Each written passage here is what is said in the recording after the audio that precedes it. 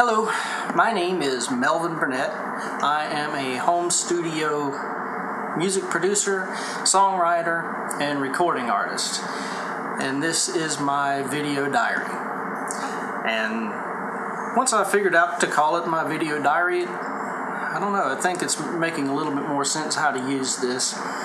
So today my plan is to come clean. I'm going to tell you just exactly where I am in this whole music operation, where I hope to go, and where I've been. But let's start with where I am. And I'll just go ahead and tell you, it's not going to sound impressive. Not by the longest shot. By any conventional measure, I'm a complete failure at this. Right now, my statistics run something like this. Last month, I had 2 listeners on Spotify. I don't have a single video on YouTube that's gotten even 100 views, much less thousands. My Facebook follower account right now is up somewhere around 150 people. And I have 22 people on my email list. So, not a raving fan base by any stretch of the imagination. But if you're watching this, you're probably part of that fan base, and so I appreciate you being here and listening to it. Thank you. And as I go through this little story, you may realize just how much I do appreciate you paying attention. But so anyway, I guess, like I said, is by any sort of conventional metric, you'd be inclined to just write this off and ask me, why in the world are you even doing this? You're just wasting your time. And yeah, there's a lot of people in this world who want to make music and, they want to be rock stars and that sort of thing. Well, that's not really what I want to do. And I'll explain that a little bit more, but let me just tell you my story. So this story starts about 4 years ago. I was in a really dark place. I was in a job that wasn't that had kind of turned hostile, and just was very miserable. And music is something that has always been a part of my life, and I've come to realize it always will be. But at that point in time, I wasn't really doing anything with music, because I just had an attitude of, well, what's the point? Because something that you may not realize is that everything about making music is hard. It's brutally hard. Everything is. And so just like writing songs and recording them, it takes hours and hours and hours and hours, days and days to finish that. And to go through all of that work, come to the end of it and say, here's this thing that I've made that nobody in the world will ever pay any attention to. It's just totally demoralizing. It's hard to get motivated to do that sort of thing. And I couldn't get motivated to do it.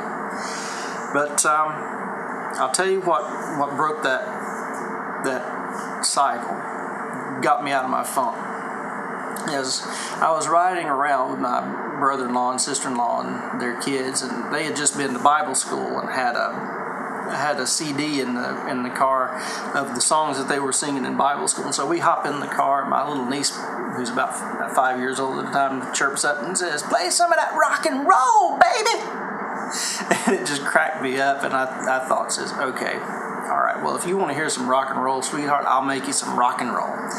So I spent the next few months putting together an album of about 7 songs that I'd written, and recorded that and produced that and gave that to my niece and nephew as a present. And the recording quality wasn't great. It wasn't terrible, but it wasn't great. But the important thing is that while I was doing that, it was really enjoyable and it was really fulfilling. And I realized that this is something I need to be doing. Come what may, I need to be doing this. I've got to figure out some kind of a way to get the motivation to keep doing this. And I realized that was all it took, was just the idea that my niece would listen to this is all the motivation that I needed. If there was just one person in the world who would pay any attention to this, that was enough. That was enough to motivate me to get up and go and do this. So I thought, okay, well, if I can just keep finding one person to listen, then that'll be enough, and that'll keep me doing this thing that I need to be doing. So after I finished that album, I thought to myself, well, okay, where can I find, I made this for my niece, but, maybe there are other people in this world who would listen to this. Maybe I've been too cynical. Maybe there are some people in this world somewhere that might be interested in what I'm doing. And so I did the thing that every musician does, is I set up a profile on Reverb Nation, and I posted some music on SoundCloud, and I made myself a Facebook page. And I'll just tell you that all of those things are pointless. Nobody goes on Facebook, or nobody goes on SoundCloud to find new music, or at least not the kind of music I'm making. Maybe there's a little bit of a scene with electronic dance music there, but not classic rock and roll like what I make. And Facebook page, well, at the time people sort of paid attention to Facebook pages, but since then Facebook has sort of changed the way that they operate, and if you have a Facebook page, you're anything you post on there, it's you're just screaming into the wind. Nobody's going to see that either. And Reverb Nation people don't go on there. The only people on Reverb Nation are musicians who want to get discovered, and nobody's on there to discover them. But so I thought, well, this is pointless. But the thing of value that I did get from being on Reverb Nation is I actually did go and listen to the music that other people on that platform were making, and I kind of realized where I stood as far as my writing and my recording ability was concerned. So I realized that there was a lot of room for improvement, and so I decided to take a year and just focus on really getting a lot better with my production.